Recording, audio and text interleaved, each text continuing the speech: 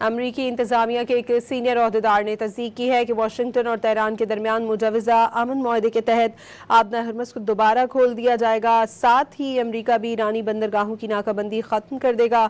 عہدیدار نے دعویٰ کیا ہے کہ معاہدے کے مسودے کے مطابق ایران کے جوہری پروگرام کو بتدریج ختم کیا جائے گا۔ فریقین کے درمیان اس بات پر بھی اتفاق ہو چکا ہے کہ افزودہ یورینیم کو ایران سے منتقل کر دیا جائے گا۔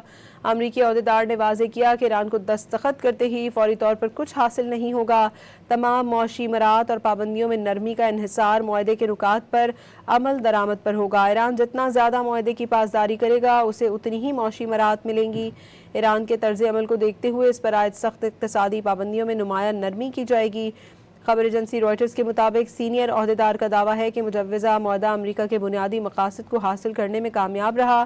اگرچہ دونوں ملک ابھی تک فنشنگ لائن تک نہیں پہنچے لیکن اس کے انتہائی قریب ہے۔ اگلے چند روز میں اس تاریخی معاہدے پر دستخط متوقع ہیں۔